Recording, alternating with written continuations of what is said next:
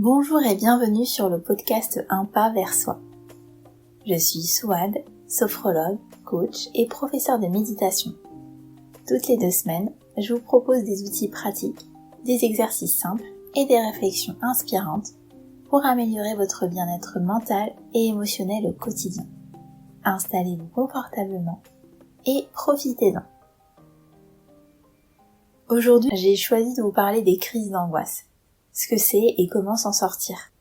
Je commence par ce sujet car les crises d'angoisse ont été le déclencheur de ma délivrance, entre guillemets. Pour info, si vous êtes sujet aux crises, j'ai créé un kit de survie aux crises d'angoisse avec un guide et un audio en bonus à écouter lorsque vous faites face à une crise. C'est lorsque j'ai fait ma première crise d'angoisse que j'ai décidé enfin de me prendre en main. C'était une grosse claque, mais vraiment, j'étais dos au mur et à partir de là, j'ai eu l'intention de prendre soin de moi, de faire face à la souffrance. La première fois que j'ai fait une crise, je ne savais même pas ce que c'était. J'en avais jamais entendu parler, ou alors je m'y suis pas vraiment intéressée. En tout cas, quand je l'ai faite pour la première fois, j'ai cru que j'allais mourir, que j'avais un problème au cœur. Après plusieurs heures passées aux urgences, sans être prise en charge, et voyant de toute façon qu'il n'y avait plus de symptômes, à part l'inquiétude, j'ai été voir mon médecin traitant qui lui m'a expliqué selon les symptômes que je lui ai décrits que c'était une crise d'angoisse. Il m'a conseillé d'aller voir un psy ou une psy et m'a prescrit des anxiolytiques que je n'ai pas pris. Je ne suis pas une adepte de médicaments. J'en prends que en cas d'urgence, si je ne vois pas d'autre solution. Une crise d'angoisse, c'est quoi? L'angoisse, comme l'anxiété, fait partie de la famille émotionnelle de la peur. C'est une peur intensément désagréable qui surgit en réaction à un danger imminent, mais inconnu. Pourquoi est-ce qu'on fait une crise d'angoisse? Alors il y a plusieurs facteurs qui peuvent expliquer l'apparition d'une crise d'angoisse, et plusieurs théories existent sur le sujet. Néanmoins, chaque cas est unique et on ne peut pas tout généraliser. Avec le nombre de personnes avec qui j'ai pu échanger, les personnes que j'ai accompagnées, qui en font, qui en faisaient, je peux vous dire que c'est pas toujours la même chose exactement. Il y a des choses qui sont assez communes, mais il y a des particularités à chaque personne, parce que chaque personne est unique. En tout cas, un mélange de plusieurs facteurs peuvent l'expliquer. Il y a la fatigue, l'alimentation, consommation excessive de stimulants comme le café, les sucres rapides, etc. Le manque d'air, se retrouver dans un endroit enfermé. Mais aussi si vous traversez une période de stress prolongée, vous avez vécu un choc émotionnel. C'était mon cas, par exemple. J'ai enchaîné pas mal d'expériences stressantes sur une courte période, je me mettais une grosse pression au boulot, et voilà que la crise d'angoisse apparaît dans ma vie.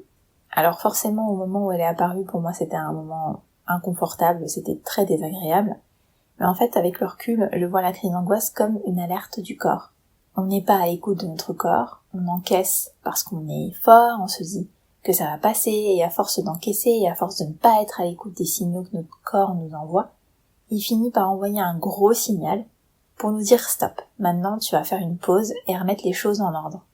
Et tant qu'on n'a pas compris en fait, eh bien ça revient encore et encore, jusqu'à temps qu'on agisse vraiment.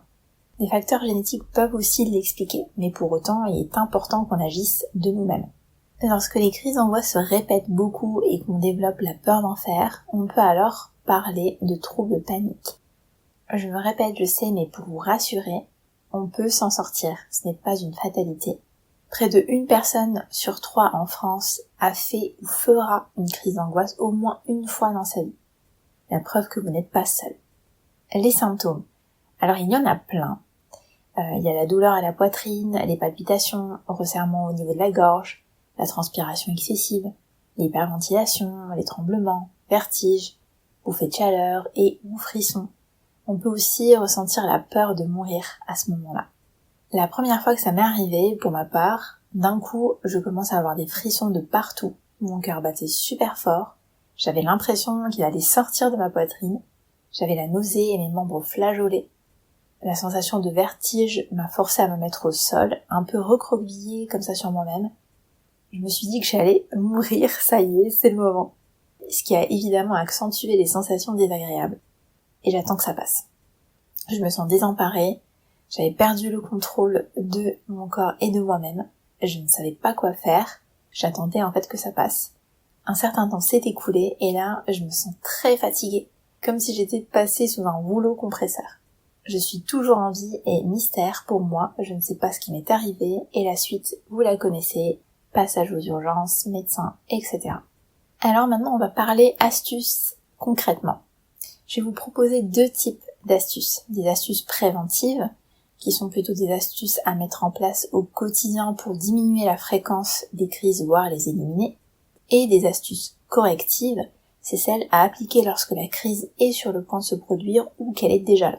Je vais commencer par les astuces préventives et je vous partage là ce que j'ai mis en place personnellement en termes de prévention, ce qui a fonctionné du tonnerre pour moi.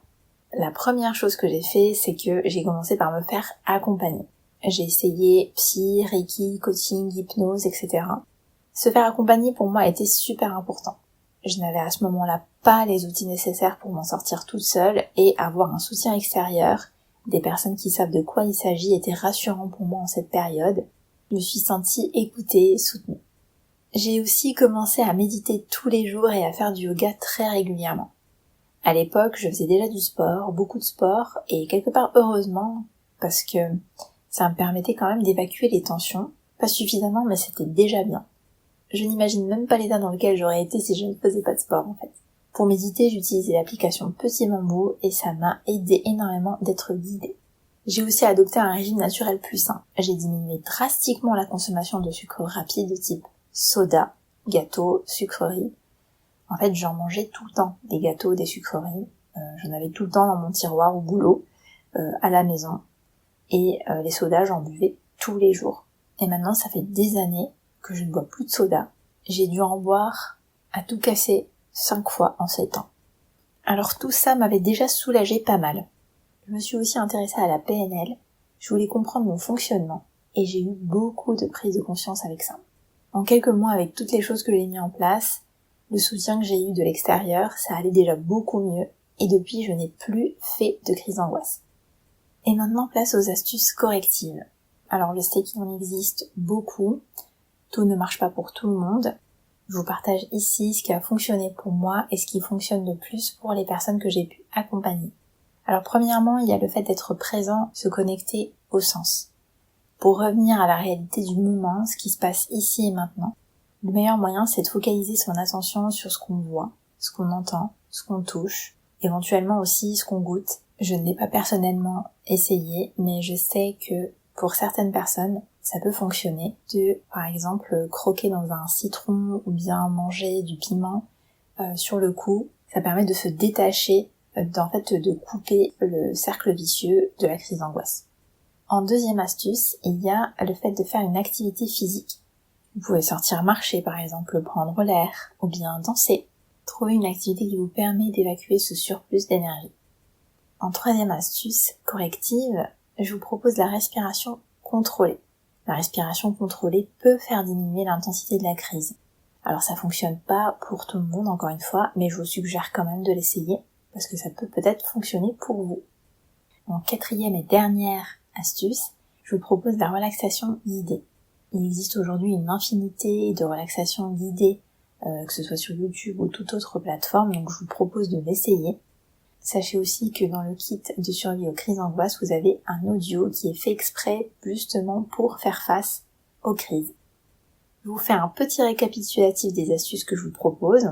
Dans les préventives, on a le fait de se faire accompagner, méditer et faire du yoga ou bien de la sophrologie, ça fonctionne aussi parce que c'est issu du yoga et ça regroupe en plus relaxation dynamique, visualisation et respiration contrôlée. Faire une activité physique régulièrement, ça c'est super important. Adopter une alimentation saine, réduire au maximum, comme je vous ai dit, les excitants, le sucre. Et dans les astuces correctives, la présence aux sensations, au sens, une activité physique pour évacuer, la respiration contrôlée et enfin la relaxation guidée. Je me répète encore une fois, mais pour moi c'est super important parce que, comme je vous ai dit, on est tous uniques, tout ne fonctionne pas pour tout le monde, mais ce qui est important c'est d'essayer. Moi quand je suis passée par cette période difficile, j'ai essayé plusieurs choses. Évidemment ces astuces peuvent fonctionner ou pas pour vous, s'il y a bien un truc que j'ai appris avec les crises d'angoisse, c'est d'essayer. Au pire ça ne fonctionne pas, mais au moins j'aurais essayé, jusqu'à ce que ça fonctionne et que je trouve les bonnes astuces qui marchent pour moi. Le mot de la fin, La crise d'angoisse est une manière que notre corps a de nous faire passer un message. Rappelez-vous qu'elle ne vous tue pas. Malgré son caractère inconfortable, une crise d'angoisse n'est pas dangereuse pour votre santé. Je vous remercie d'avoir écouté cet épisode. J'espère que ce que j'ai partagé vous a été utile pour un pas de plus vers soi. Si vous avez aimé ce que vous avez entendu, je vous invite à vous abonner, à laisser un commentaire ou une note sur Spotify. Votre feedback est super important pour moi. Je vous dis à tout bientôt pour un nouvel épisode de Un pas vers soi.